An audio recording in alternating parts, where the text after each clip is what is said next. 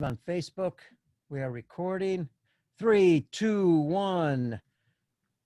Good morning, good afternoon, good evening, wherever you are in the U.S. and around the world. All we know, we want to thank you for joining the show. It is a great pleasure having everybody listening to Baseball Outside the Box. And I'm your host, Pete Caliendo. Hey, thanks for joining us. One thing we want you to do before we start the show, we had one last night at 7 p.m. with our good friend Trent Mongero. Check that out on YouTube. Go to YouTube and do me a favor, the big red button, you can't miss it, subscribe, hit that sucker and subscribe so that way we can get the show out even more. And you get free updates on all the shows. We got over 100 just on YouTube. The audio then goes on baseballoutsideTheBox.com. As you know, that's been around 3 years. So go back and listen to some of those shows. If you like either one, please do us a favor, just share it. That's all we ask. The shows are free. If you can share it, it just gives us the ability to get the show out to more people in the U.S. and around the world. Hey, we're up to over 100 countries listening to the show. So we are proud of that. That's not because of me. That's because of our guests. And also we got great guests. We think we do, but also all the listeners out there. So thank you everybody for doing that. And today, yes, you're going to hear another Italian name, not by accident. I don't do it on purpose all the time. I'm not trying to pick Italian Americans. Okay, folks. So please don't get on me on that. The reason being is because, all nationalities have great coaches. I just happen to know more Italian Americans. So my good friend, listen, I haven't been in contact with him for about 15, 20 years. It's incredible what he has done in his coaching history. Not only, first of all, as a player, he went all the way to AAA. He was also with the Dodgers, a bunch of other teams. He was Team USA, playing the Panama Cup. Later on, he went on to play UC Davis, but, he was the UC Davis recruiting coordinator, offensive and defensive guy. Kept going, man. Now he's the head coach. Oh, wait, before that, he's in the UC Davis Hall of Fame, was inducted in 2010. He's now the head coach at San Francisco State for 5 years. They've been in 2019 and 2018 to the CCA tournament appearance. And actually in 2018, the first time in the history. So it's great to have somebody who has really climbed that ladder, been in coaching quite a long time, and can share with us some great things. Let me welcome our good friend, Tony Schifano. What's up, Tony? Hey, Pete. Great to be here. I appreciate that intro. Thank you. Well, I can't believe, it's crazy because I usually try to stay in touch with as many people as possible. I can't believe we stay in touch and after reading and everything, it's a thrill to see, how successful you've been in the game of coaching.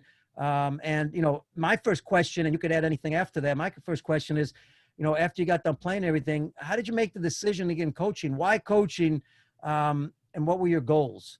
Yeah, absolutely. Thank God for Facebook, right? We were able to reconnect. Yes. One of your videos on here, and I feel honored to be on it. So thank you very much for that. My story is a little bit different. I played 10 years professionally. And when I got out of the game, I honestly didn't know what I was going to do. I had my college degree. And about halfway in the middle of my playing career, I started substitute teaching in the off season.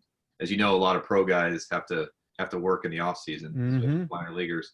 So I fell in love with the classroom, and the school that hired me late in my career asked me to start working towards my credential and be a full-time teacher. So I became a full-time middle school English teacher, then eventually a high school English teacher. And I honestly thought that was my path. I was going to be in the classroom, maybe eventually be a high school baseball coach.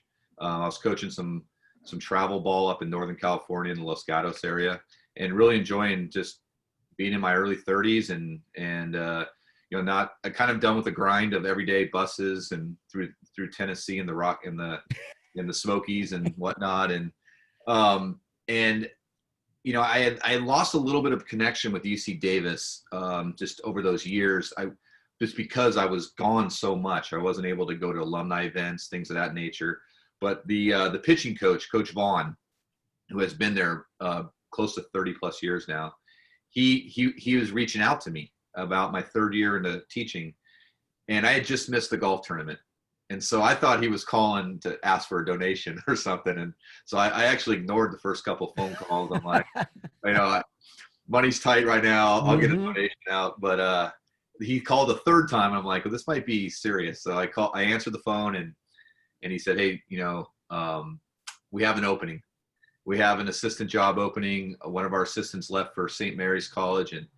And we had a new head coach at this time at UC Davis, different than I played for, and so I didn't really know him well. And Matt suggested I give him a call and strike up a conversation. And little did I know that I was at the top of their list, and I went over on a Saturday afternoon, and the head coach invited me in the dugout. His name's Rex Peters. He's now at UCLA as their hitting coach, and has won a national title within the last 5-6 years. But Rex sat me in the dugout, and we watched a Saturday afternoon practice in the fall. And little did I know it was an interview, an on-field interview, and it was fantastic. It's actually, Pete, it's the way I do a lot of my interviews now. I bring candidates to practice or on recruiting events with me, and I just want to see how they interact with the players and they pay attention, things of that nature. So it was an on-field interview, like, hey, Tony, what do you think of that shortstop's footwork? Or what would that hitter, do you think he's getting started on time? Things like that nature. Wow. Kind of asking my philosophy if I started recruiting, things like that. And I'll be honest, Pete, I was raw. I wasn't prepared. I was just kind of talking off the cuff. And we went and had lunch, and little I know, soon enough after, he offered me the position to be an assistant coach and get on the recruiting trail, and I fell in love with it right away. I was very fortunate. There's a lot of young coaches out there listening that are like, oh man, I had to do the director of ops, I had to do the volunteer work, and I feel like I did that stuff for 10 years playing pro ball. I kind of paid my dues in my 20s, but I do understand how hard those positions are. And I have a lot of respect for those positions. But I was very fortunate, and I spent 8 years at UC Davis. We went to a regional. We had some tough years. We had some good years. And I learned a ton about recruiting, building relationships, building a program from Coach Vaughn, Coach Peters. I became very close with Coach Christensen. He's the head coach at Sac State. Over those years, Coach Smith, that was the head coach before him. Larry Lee, Coach Lee at Cal Poly San Luis Obispo within the conference. I listened a lot. Kind of like I was as a player, and I absorbed as much as I could. But then we'll get into a little bit later is you got to make it your own, and you got to have your own philosophies and your own way to develop and build a program. And I interviewed, probably after year 6 at UC Davis, I interviewed for a head job in Colorado. There's a university called Regis University. And I went into that interview. I was down to the final 2. I went into that interview, and this is a great learning lesson right here. I thought I knew everything. I thought, oh, why not me? I'm the guy. I brought a packet this thick, Pete, to the interview of all my philosophies of how to bunt, everything. And I didn't get the job. And I asked the AD afterwards, what could constructive criticism, please? Sure. She said, Tony, I was exhausted after your interview. Talk about a blow. Wow. And, I realized, she told me, hey, you need to focus on, this is about the student athletes. You're here because we already like you as a coach. You can do the job. Your focus is how are you going to build this program and help the student athletes get to where they want to be. And I learned a lot from that interview. A couple years later, I had an opportunity to interview at San Francisco State and got the position. I showed up with nothing like that interview. Just myself. Yeah, I was going to say that, do the reverse. First of all, it's been great. Yeah. You said English major, so I'm gonna, don't critique and review my talk here because my English is not the best. Trust me there. The other thing I love was the interviews on the field. I think that's something very interesting, new. And the question I wanted to ask you was, when you're talking about, because you were at AAA, and then obviously either you decided to leave or you got released. Now you're thinking about a coaching career, and for our players out there, a lot of pro guys get released. They think, as you said, sometimes they think they know it all because they were in pro ball and theirs is their only way. And advice to guys that are looking for jobs when you're in pro ball, and that doesn't mean college either, because you might open an academy, you might open a travel team program, and coming out of pro ball, parents can be influenced just because you're a professional athlete, but that doesn't mean you know how to handle young players. Doesn't mean you know how to teach. It means you possibly learned some things, but there's a difference between knowing it and doing it. So advice to pro guys coming out, and looking for jobs, some advice to them how to handle things. Yeah. Check your ego at the door. You can't just walk in and just because you played AA or AAA or even got to the big leagues and and these kids are just gonna think, that you know it all. You gotta learn how to build those relationships with those young men. That's extremely important. Trust. We use a word called the word love around our program. These young men today, and young women, playing softball, whatever sports they're playing, they yearn for this from their coaches. And I thought, I would just walk in and I didn't have to really, I could just say a couple things and a couple nuggets here and there. Yeah. But it's about the grind in the batting cage. Get in there for 2-3 hours with your guys before practice if you can. But also build relationships in your region, wherever you're at. If you're in the West Coast, call Coach Lee at Cal Poly San Luis Obispo. Call Coach Christensen at Sac State and say, hey, I see you got some camps coming up. Could you use an extra hand? I'm looking to get into the game. And they'll hire you for no money whatsoever, but go in there and throw batting practice for 3 hours, and just completely check your ego at the door. Understand you're starting from the bottom and you got to work your way up, and it can happen like that.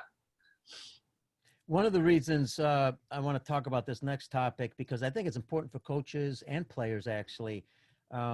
Social media has exploded. You could use it for a positive, even looking for jobs, right? You can possibly put some things on there that, show what you might know about the game, or you could ask questions, but you could also be negative. And people watch social media, whether you're, players sometimes don't understand that because they're young, and, coaches tell them, one, either don't post anything, or two, if you're going to post something, wait maybe 24 hours before you post something to make sure you understand what you're posting. Because the coaches like you, when you're recruiting, you're going to look at that. If you're recruiting if a guy's interviewing for a job, aren't you looking at social media? So advice on that. Absolutely. Yeah. It's, I just had this discussion with my team about a week ago. Make sure that they clean up their social media. Because everybody's going to be watching now, especially, everybody's home, and especially coaches and whatnot. But yeah, recruits, it's a way for them to get out, especially since there's dead periods right now in recruiting. So a lot of coaches can't go off campus and recruit right now. So video is a big asset we have. And I go through Twitter and watch videos all the time. Now, I think the message has gotten through to young kids, especially at least young baseball players that I know about, that to clean up their Twitter. It used to be you turn a young man's Twitter on, it was all music and just them hang out with their buddies, maybe drinking some beers, things of that nature. But now, at least the ones I'm looking at, it's solely focused on the things that they're focused on: baseball, working out, a lot of working out videos these days. Yes, lifting weights, but those are the kind of things. But yeah, the message I'd give is just keep it clean. Be smart about it. And I always say, if you don't want to read about it in the paper the next day, then you shouldn't post it. Absolutely. Hey, this is a big one, because, the coronavirus now has been, we've been in for like 6 months, and I know different states, different areas. You're NCAA Division II. You've got to recruit, but now do you have players that now are coming back? And so the recruiting process, there's less spots for young people that are coming in, and how's that working out? And what's your advice to seniors, in high school, what they should be doing? Yeah, no, it's a tough time right now. We have 9 seniors coming back out of 12. Wow. I see it as a positive. They're very good players. All coaches love having veterans in their program. It is tough for our incoming freshmen that are going through the fall right now. Obviously, we're virtual this fall. We're not on campus, so we haven't been on the field. But if we were on the field, everybody would get an equal amount of playing time. But guys know, the players know. Your senior catcher is back, and he's an all-conference catcher. He's most likely going to be your starting catcher moving forward. But the class that I feel like it's really hurting is this next class coming in. It's unfortunate. It's tough. There's options. They got junior college route. They've got they can take a gap year, things of that nature. Work on their strength, their speed, all that. The agility. I think they should play. I think if you're not going to go to a 4-year right away, definitely go to a JC and play. It'd be tough to take a gap year and get back into it. Mm. But kids are getting creative with it. You know, the NCAA is going to have some serious issues figuring things out if they don't play this spring. And I mean, that's way down the road, but can you imagine 2 classes now behind? Yeah. Wow. So, you know, what I would tell young kids out there is be patient. You know, we're in a dead period for recruiting. Division II, we just got out of it, so we can actually go off and recruit now. But the Division I's aren't allowed to be out there right now. Don't panic. Send your videos. Study the schools that you're interested in. Reach out to these coaches. Schools are starting to open up now, so they might be able to start having camps at their campuses. You know, invest your money in those. Yeah, the biggest thing is don't have a pity party. I've told my team that. You know, the pity party's over. You know, it's time to just keep working. That's all you can do in life. Just keep working hard, and you know, things eventually entrust and things will turn around. Yeah, and one of the things that's caused in these times has caused us to be is, and includes me in this, to be creative. You know, make adjustments, figure out new ways. You called it a gap year. If you're forced to do a gap year, maybe there's a place you can still play. It may not be a college. You may be going to school, but you can play somewhere during that time. You know, because I know there's programs that, you know, people making adjustments, so they're trying to figure out new things to do. Well, there's another new thing. Now you start a team that plays during that time, so that way that player has that playing experience. Being creative, you've had to do that now because your players, you're doing some things on Zoom. Just ideas, how you keeping your players active and interested and, you know, motivated and all that. Yeah, it was easier in the beginning of the summer. We were doing trivia night. You know, the guys were coming in. I had 50 trivia questions. We split between pitchers and position players, and it got competitive. You know, they want to compete. So, but then I started noticing somewhere around July, August, they're starting to get zoomed out a little bit. So I cut back a little bit on the Zooms. And then what I decided to do with the fall, I think it's working really well, is I got 40 plus guys in the program right now coming in the fall. I picked 10 leaders, and I call them my leadership group. And each leader has 4 players underneath them. So I've got 10 little pods, if you will. And I spread them out, made sure that some of the younger guys are with the older guys and things of that nature. And every other Monday, I meet on a Zoom with my leadership group, my 10 leaders, and I teach them an aspect of leadership. So right now I'm teaching them out of the Urban Meyer book, Above the Line. Oh yeah. Yeah, it's a fantastic book, fantastic lessons in there. And I think it's very pertinent to what is going on in today's world. You got to have an above the line mentality, not a below the line mentality, which is pessimism, complaining, making excuses. Above the line is, you know, finding a way to get things done. And then there's some other aspects in there I'm going to teach them throughout the fall. But I teach my leadership group every other Monday night for about 45 minutes, and then we talk. Then we have a session of talking about, you know, what's going on in their lives. You know, how they feel we can make things better with the team right now. Because I'm always learning from my players. I mean, if you're not a learner, you know, as well as a teacher, you're not going to make it in this game. It's been fantastic. And then they take what I've given them, and then they got 2 weeks till we meet again to reach their 4 players. So I'm reaching all my players through my leaders throughout the fall. And then they get back to me and tell me how team morale is and how, and when they check in with these guys, it's not just about leadership. It's about their academic, you know, what's going on in school, about their mental health, making sure they're you know, that things are okay. Mentally and physically, and then their workouts. We're doing Zoom workouts. So I know it's a long-winded answer, but the leadership groups has been fantastic for the fall. You know, no, that's great. I love to hear it, especially the more we listen to people who understand leadership. And I was going to ask about the leadership when it comes to the regular season. How do you handle your players, your seniors, juniors, freshmen? Who are the leaders? Do you have team leaders? Do you have captains? You know, everybody has a different philosophy in this. How do you do it? Yeah, I don't name captains.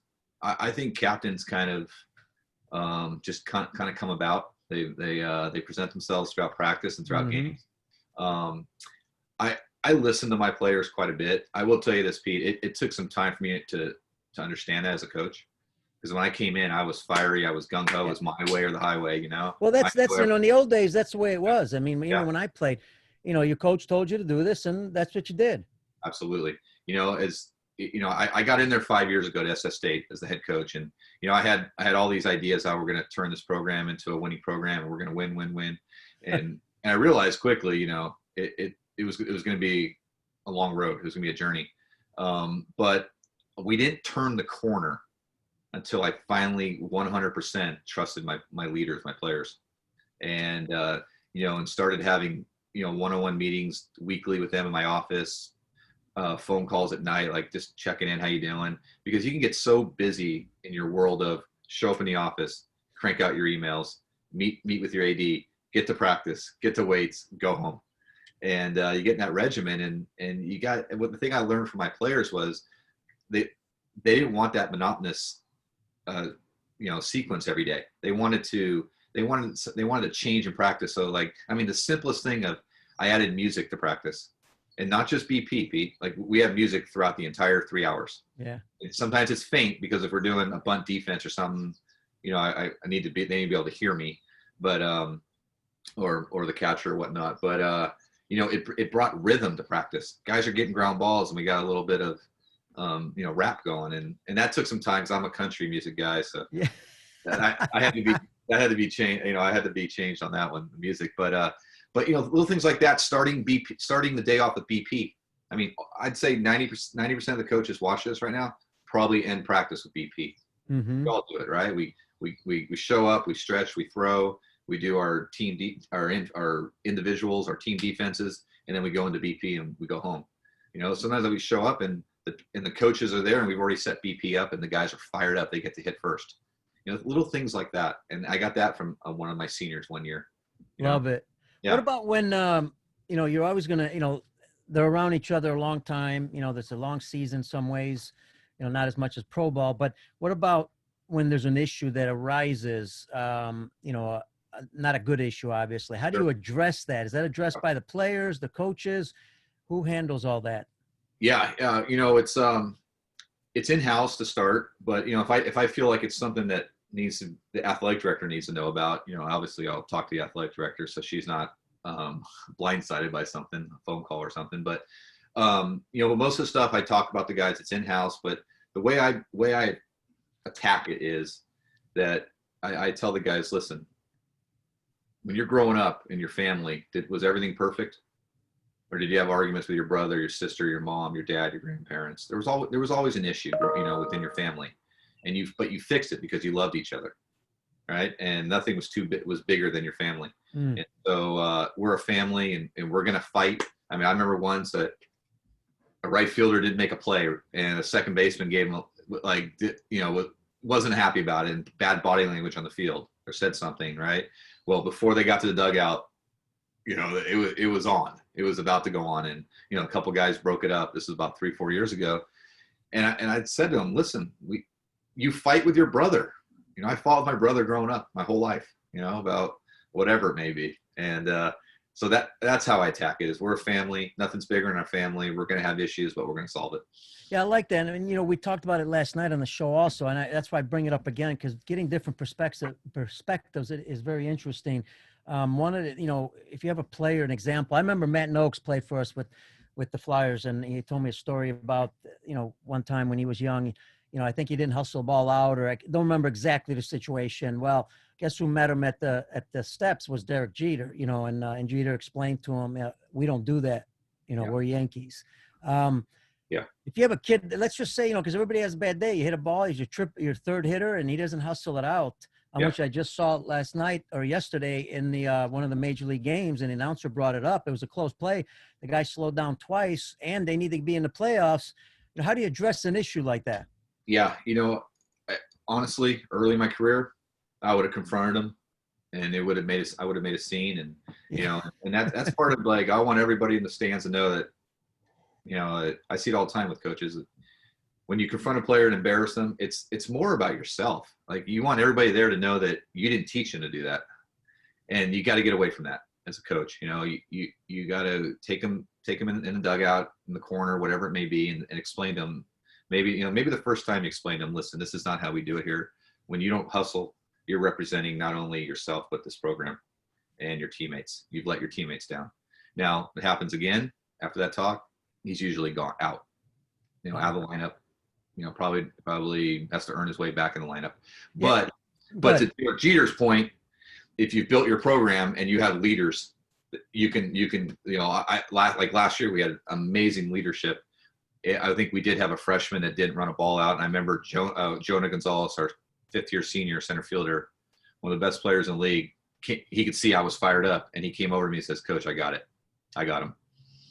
Yeah, see, and even players, you were a player, when you did something you shouldn't have done. Yeah. Sometimes I see some coaches are pretty good at it. They'll kind of give the guy a look, and the kid will give him a nod because he understands I screwed up. It won't happen again. Yeah. Sometimes it's tough. It's not easy, but it's developing, leaders. It's developing individuals, human beings for the real life. Because if they think baseball's tough, wait till they get to the real life. We all found that out the hard way. But you talked about different styles that throughout the years you changed. It'd be interesting to know what else as a coach, Tony Schifano, being Italian, I know I'm a hothead at times.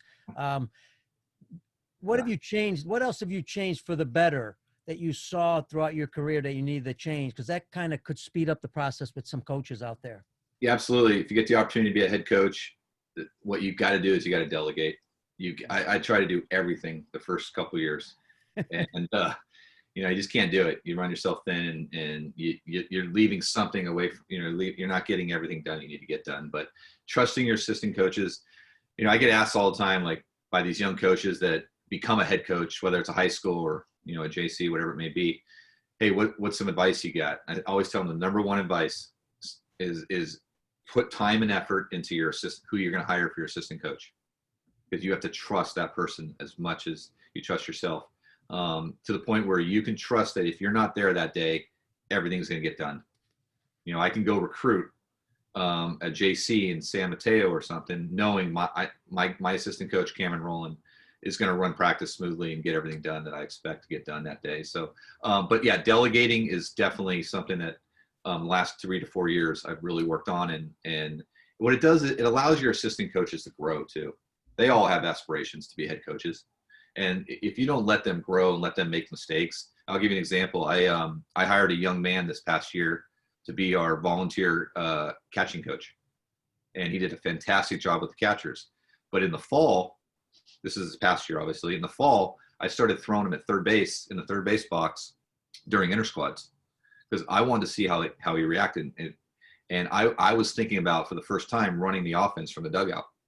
I'd always been in the third base box come springtime. And he was awesome. But I wouldn't have known that if I didn't throw him out there. So, and we started the spring. We played 22 games in the spring, even with COVID. He was our third base coach in his first year, volunteer coaching in college.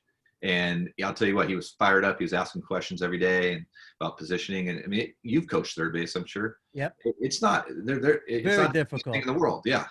And think about it, third base, once a guy gets thrown out, especially, it's always, everybody's looking at you, right? It's like, so it's almost like an umpire. You have to start perfect and end perfect. And it's impossible at times because it's not easy. Well, now that brings up a good point, because here's what I want to discuss. Now you're in the dugout, because I think that's interesting, because you see some college coaches like to be a third, some in the dugout. Give the perspective of why you like being in the dugout, if that's the case. What are some of the reasons you like being in the dugout? Two things, 100%. One was we were having trouble when, say we were down 3 runs, right, in the 7th. And I'm in the third base box, and we put a 5 spot up, and we're still hitting. And I got my pitching coach across the field trying to get my attention, like, who, lefty, righty, who do you want in the pen? And, so that's an issue. So I like being right next to my pitching coach. We can talk strategy during the game, get guys hot. And then I love the opportunity to talk to the hitters as they're on deck. I try to see situations that are going to be coming up, runner on second, nobody out. I got a certain hitter up. I got this guy on deck. I'll walk over to him and say, listen, we're probably going to bunt him over here. And then they're going to play the infield in.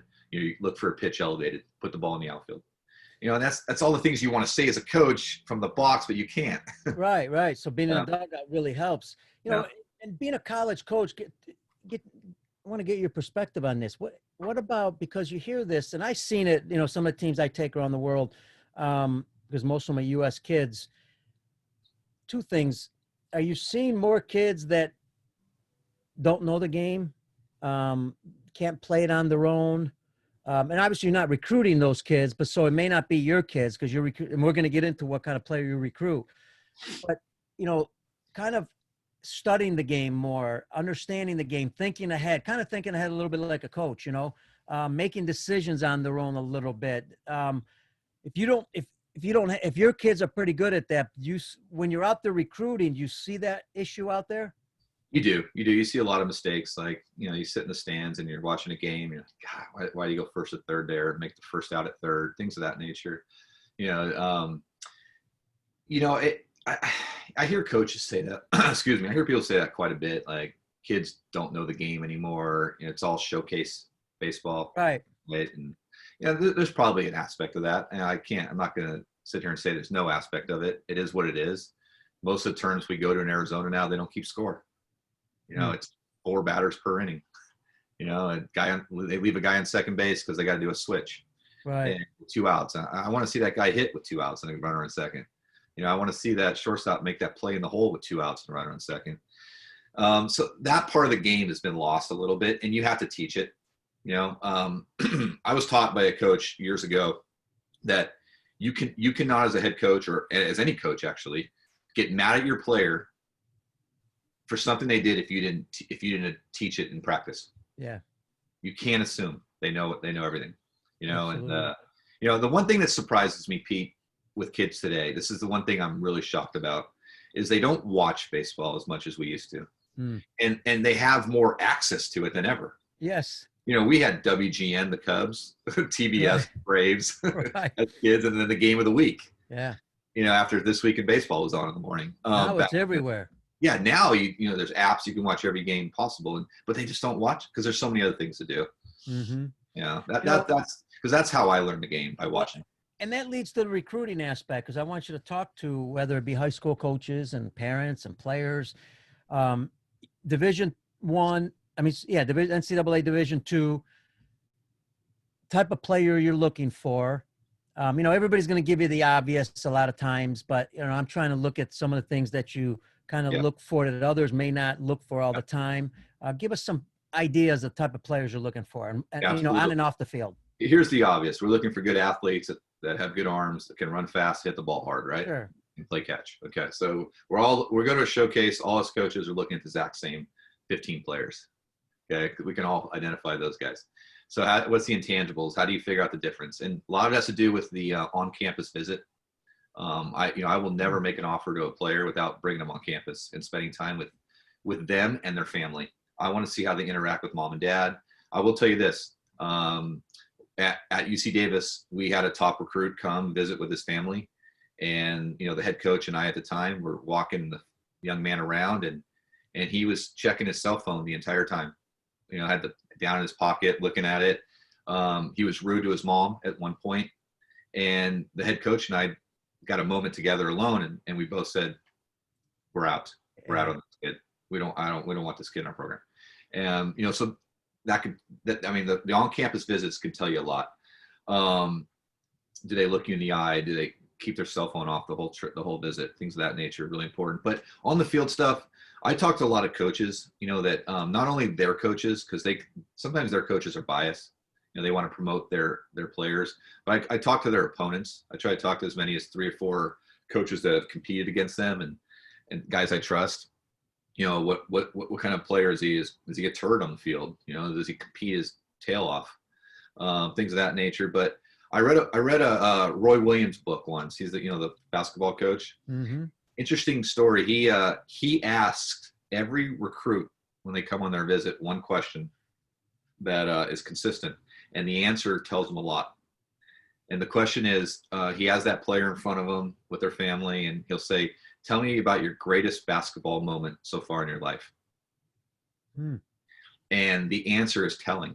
And in his book, he talks about, you'll get the young man and he'll say, oh, coach, 2 weeks ago, I did this 180, 360 dunk, brought the house down.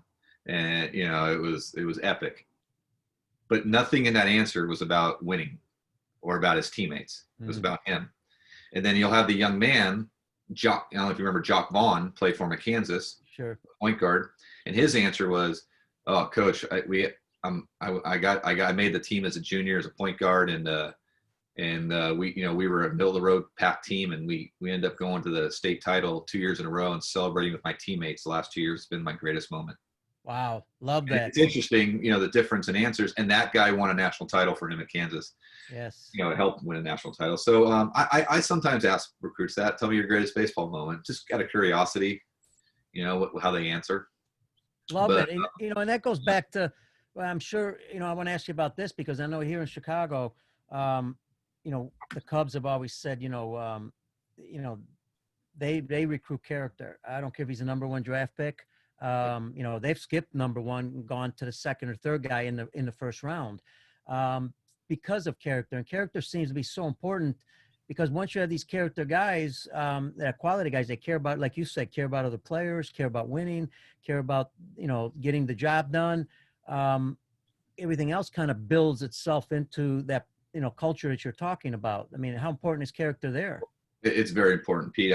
The thing I love about Division II is Division I recruiting has gotten so early in the process. I mean, they're schools are committing, especially on the West Coast, they're committing freshmen and sophomores. Yeah. Sometimes eighth graders. Yes. Now, there's no top sophomore that's going to commit to a Division II at this point. It usually doesn't happen. So we're recruiting young men when they're in their senior year, their summer before the senior year, and then in their senior fall and things like that. So you get time to get to know these young men as in Division II, which I love. And then we're recruiting junior college players. They've matured a little bit over the last 2 years in junior college.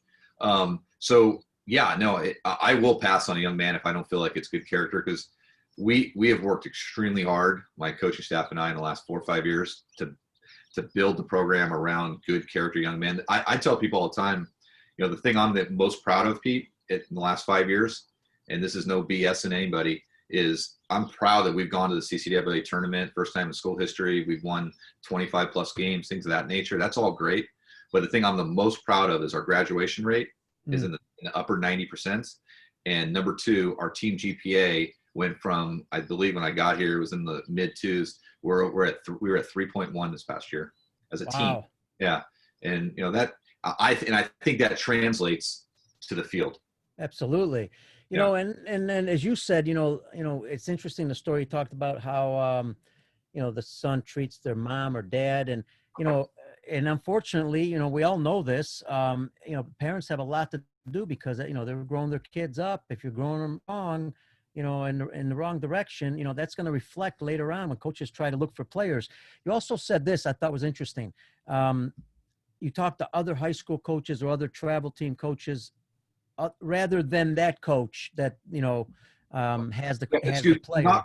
Not rather, along with, I would say. Along with, okay. Yeah. So the question is this, because it happens in Midwest quite a bit. I hear it a lot as an outsider. I hear college coaches aren't talking to the high school coach as much. They're talking more to the travel coach. They're going more to showcases. We know why they're going to showcases. I mean, I know that, right? It saves money. I get it. And you get to see everybody there. That makes a whole lot of sense. And that doesn't mean it's across the board in college baseball. It's just that some of the criticisms we're hearing here in the Midwest. How do you guys handle that? Yeah, I think each coach is different. I do both. I do travel ball and high school. I try to talk to as many coaches that have seen that young man play as possible. Sometimes you can only talk to a high school coach. The young man doesn't play in a travel ball team, or sometimes the high school coach doesn't get back to you, and all you have to talk to is a travel ball coach. Things of that nature. But I put value on those conversations. But the thing I put the most value on is when I bring that young man to campus. And another great thing about Division II, Pete, is you can't do this in Division I. When we bring a young man on a recruiting visit, we have 2 hours he can participate with our players in a practice. So if he's a hitter, he's going to take BP with our guys. He's going to stretch, and there's paperwork you have to fill out and all that. But it's fantastic to watch these young high school kids with these college guys, and sometimes they're really nervous, and sometimes guys feel really comfortable. And my players will come to me and say, "Coach, I really like this kid. You got to work hard here. Or they'll say, nah, coach, not one fit in, coach. Interesting. Yeah, I love that part. Never heard that about college baseball. I think that's Yeah. something new. What about when Tony goes to, or your recruiting coordinator goes to games? You're hyped up about certain guys. You're looking at certain players. You already know ahead of time. But there's been something that turns you off about players. What is that something that can turn you off about players? Body language during the game is huge for me. If it's a pitcher and he's umpire squeezing him or whatever it may be, he's giving up some hits, teammates are making errors behind him. Just watching his body language can tell me everything. If he doesn't show anything and he just keeps competing, that's the kind of guy I want. It's definitely it's body language. Guy strikes out. Does he come to dugout and drop an F-bomb? Biggest thing for me is when a guy makes a third out at, like, say he grounds out to short. I can't stand when guys just throw their helmet and make their coach pick it up 10, 20 feet away. And, as they walk to their position, things like that. I watch that. Obviously I want the guys I'm recruiting to go 4 for 4 and make me feel good about us recruiting them. But sometimes it's even better they go 0 for 4 just to see how they're going to react. And that's a big deal because, baseball is a game of failure, unfortunately. You can look at it however you want, but you're going to fail more times, statistically, most of the time, at least in hitting. And how you deal with that failure is so important. What do you teach your guys? Because no matter what, they're going to fail. Just because they made it to college baseball doesn't mean they're going to be successful during that season.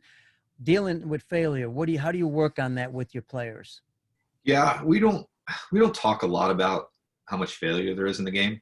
I try to keep it a little more positive with them, like, all the things that they're doing right. But little things that we do in practice to get them away from the fear of failure is when we inter squad, they all have the green light at first base or second base to steal, and they're expected to steal within the first 2 pitches. If they're thrown out, I put them back at first,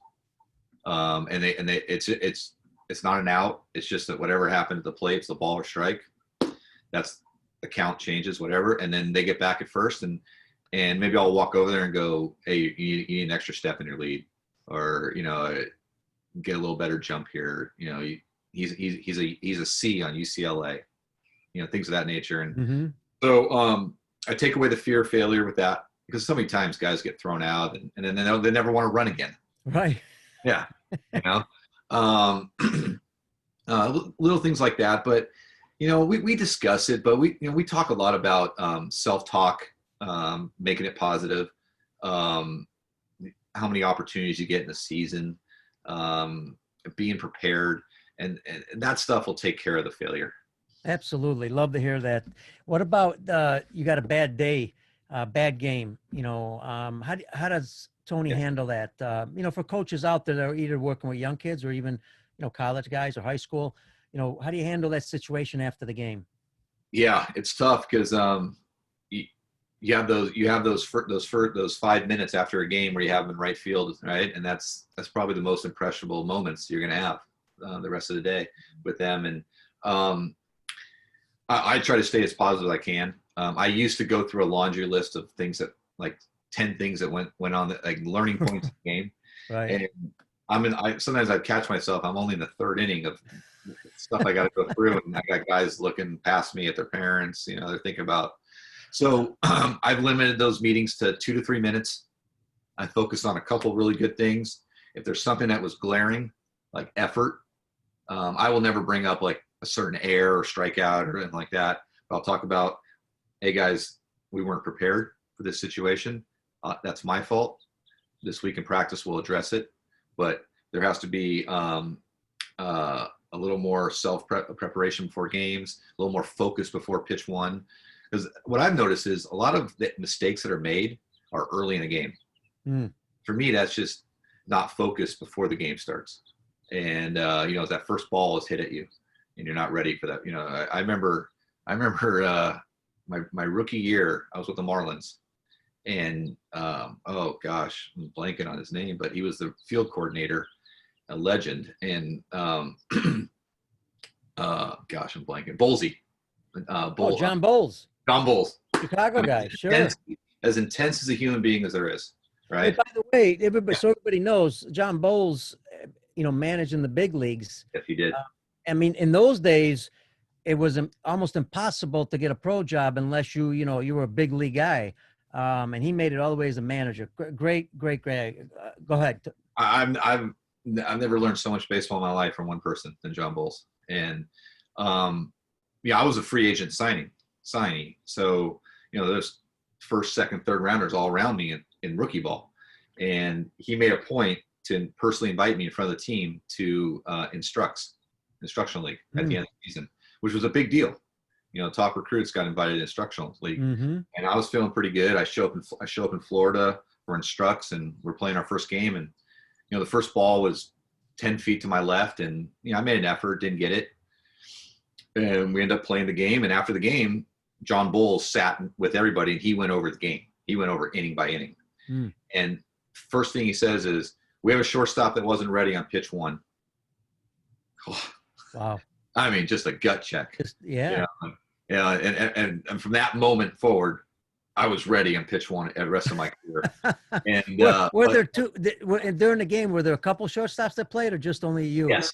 Yeah. No, there was a couple, but he made it clear it was. But he didn't mention names. He didn't mention names, right? Yeah. But he didn't have to. Yeah, right. For you, but no, I kind of like that, because I bring that up because you're not going right after that one player only. He knows who it is. Everybody else might know who it is also, but still, I like the way they approach that. Go ahead. I'm sorry. No, that was it. So, I've taken that approach with, I'll never call out certain guys by name. I'll say maybe if we run that ball out in the third inning, maybe it's a closer game, and they'll you can see them thinking, yeah, who's because at the same time you're teaching the whole team. I remember it's kind of like when working with young kids, you're working with, let's say, 13-year-olds, they're playing catch. Certain guys aren't going to do certain things right, but if you keep harping on that same person all the time, they're just going to feel like you're going after them. But if you kind of address that issue with everybody and say, hey, take a look at how you're doing this with your arm, that way everybody looks at their arm, then everybody's learning also at the same time. So I love that approach. Hey, we got about 5 more minutes. I know you're a pretty busy guy. Want to get your perspective on baseball in general, but from a development standpoint, because I'm big on long-term development, getting kids to play the game, stay in the game longer, and all that. But a general perspective of developing in the game, what would you like to see, maybe some changes in the game to help create better development in the long run for kids? Yeah, that's a tough question. But I mean, for me as a coach, it's more teaching fundamentals. I get a player, and probably 90% of my players have no idea how to bunt. I mean, they don't even know where to put their hands, on a bunt. I've had some kids, they put their hands together like this. I mean, it's incredible. Obviously with launch angle and all the analytics going on in the game today, and and the thing that hurts me watching Major League Baseball is all the strikeouts, and the players just don't seem to care. I'm a Dodger fan. I grew up in Southern California, and I love the Angels and Dodgers, but they have the best record in baseball, but I think they're up. They have to be in the top 5 in the MLB in strikeouts. I mean, I love Bellinger and those guys, but they swing and miss more than I've ever seen anything. And it's tough to watch, but that's what kids are growing up watching right now, and that's how coaches are coaching it. And, coaches are getting certified these days on how to teach a launch angle. And the bottom line is a swing already has launch angle in it, because the ball's coming this. Absolutely. So anyhow, but the fundamentals for me, just squaring a baseball up when you catch a ground ball, boom, chest, funnel, get rid of it. You watch a young man like Javier Baez, which is a fantastic talent, but God gave him 100-mile-per-hour arm, and he'll pat his glove like 3 times before he gets rid of it. And, and you see kids doing it today, but, that's the biggest thing for me is the fundamentals, this footwork, knowing how to bunt, understanding the game, the ins and outs of the game. You know, I was fortunate. I'm sure I hope I don't run over here, Pete, but I No, got to you're meet, good. You're good. I No, no. got to meet, The yeah. time is more for you, not for me. I've Oh, got more I'm good. time. Yeah, I'm It's no good. problem. I got to meet Coach Garrido a couple years Sure. ago, Augie Garrido, and um, I think one of the greatest coaches in the history of college baseball or any baseball. And Hmm. his first year coaching was San Francisco State in 1969. Mm. And I spent some time with him and introduced myself a couple years ago, and we had lunch in Newport Beach together. And I mean, I sat there for 3 hours just listening to him talk. It was unbelievable. And Right. I invited him to come up and speak to my team at our banquet, and he obliged. He came up, and like 6 months later, he came up and spoke to our team, and at a huge banquet. I mean, he didn't have to do that for me. He didn't know me at all, and he's a Titan and a Longhorn through and through. And but spending so much time with him, what he talked about was how his focus was and what he taught the kids on how the players on how to win an inning, and you got 9 opportunities to win the innings, and if you can win 4 to 5 innings a game, in pitch and play defense, you're going to win a lot of baseball games, and that includes the bunt. He was a big believer in sacrificing yourself, and it wasn't about just getting a guy in scoring position. It was all about your teammates seeing that you're willing to sacrifice yourself for the betterment of the team, and and I think that's lost a little bit today, especially with showcase baseball. You know what? I'm so happy you brought up the fundamental aspect of the game because, it's getting so technical out there that, it's mind boggling sometimes, and a great example. And first of all, yeah, to get a chance to visit with Augie Garrido, boy, what a great opportunity, a legend in the game. You mentioned bunting. We'll just take that example. I know programs at the younger levels that don't even bunt anymore because they figure, well, they're not going to use it anyways when they get older. Where they fail is what you just said. I mean, in college baseball, they still bunt. It's about Oh, winning. If you got to move a guy over, if you got to squeeze a guy, wherever you have to do. I mean, I'm starting to see it a little bit in the big leagues. Just in the last few days, I saw 2 or 3 bunts for a hit, move a guy over. I get the percentage part, but what we're failing at is that's part of the game. If we're not teaching it, that could be a difference of sometimes in college baseball. And when you're picking players, you got a kid that's fundamentally strong and another kid that is less fundamental, maybe can't bunt, can't do certain things. You got to make a decision to pick guys. So I love that you talk about that with the bunting aspect. yeah. I mean, you see it in Major League Baseball more because of the extra inning rule, putting a Mm-hmm. runner on second in the extra innings. I mean, I don't know if that rule is going to apply to the playoffs. I haven't read anything about that yet. Are they going to do that in No, extra innings in the postseason? no.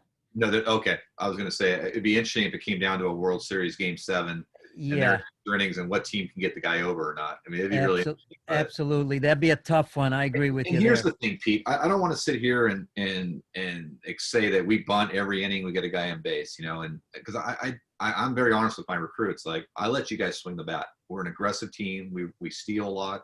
I'm putting you guys in positions to drive the ball in the gap. We teach hit doubles. But it's a big but.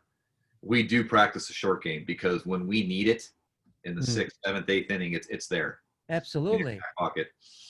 Yeah. And that's good for everybody to understand because that's why younger teams should be working on it. And one of the things, people say it's easy to bunt. Well, but there's a lot of term bunting too, and the ball's coming pretty hard, or it might be a breaking ball, whatever it is. Is there anything else in the game before we kind of close off? When you talk fundamentals, do you see lack in fundamentals in certain areas that maybe can help our younger coaches understand you need to work on this more? Yeah, the routine ground ball. I think the Mm. routine, that's my biggest pet peeve as a coach. If we don't make the routine play, we hammer away at it in practice. I mean, how many times in a game is the play in the 6th hole or the Jeter throw, right? That might happen once in a game, and Tatis is the only guy that can make that. Him and Baez these days. Right, Right? him and Baez. So why practice? Why hit all these balls in the 6th hole all the time? I have my guys practice those plays during BP. It's hard to emulate with a fungo, but in BP you could practice that play. Mm. They take their fungos in BP, then they have a round where they're just taking live off the bat, and that's a big thing. It's just the emphasizing the routine play on the infield. and that's huge.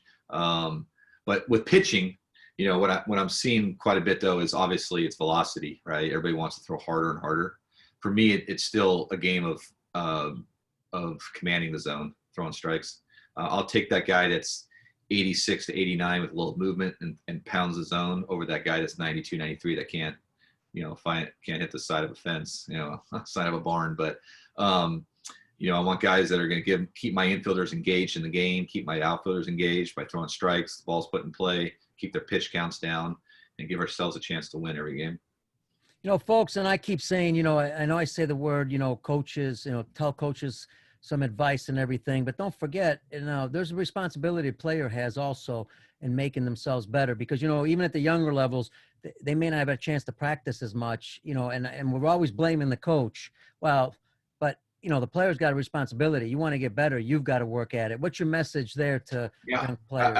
100%. I see these kids dump thousands and thousands of dollars into showcases left and right. And then I get the emails from kids, what showcases should I attend, sign up for? I tell them, listen, invest in yourself, invest in a strength coach, invest in a running coach, an agility coach, right? Put yourself in a position when you do go to those showcases that you're noticed, that your ability is noticed, your athleticism is noticed. Because you show up at a showcase and there's 200 kids and you haven't done any work on yourself, you're not going to stand out, and great examples this weekend. I know it's a different sport, but if you're a golfer, you saw DeChambeau, the guy that won the U.S. Open. I saw it briefly on TV. Yeah. Yeah. So in September, he made a change to his body. This is pre-COVID, but he made a change in his game and his body. He wasn't winning. He was just competing for the last few years, and he decided to get in the weight room. He added 30 pounds of muscle, and he shortened golf courses basically. But he also continued to work on his short game, his putting, all that stuff, the science of the game and whatnot. And he's put himself in a position. Then COVID hit, and they weren't having any tournaments, and he continued to work on his own when nobody was looking, right? And here he is, a U.S. Open champion 9 months later. If you put the work in, you'll get the results at some point. Love it. And, think about it. You're a young kid. You could always go outside. Nobody's out there in your backyard. Throw the ball off the wall. There's a lot of things we did when we were young. And I don't want to go back and say, hey, geez, when we were young, we did this.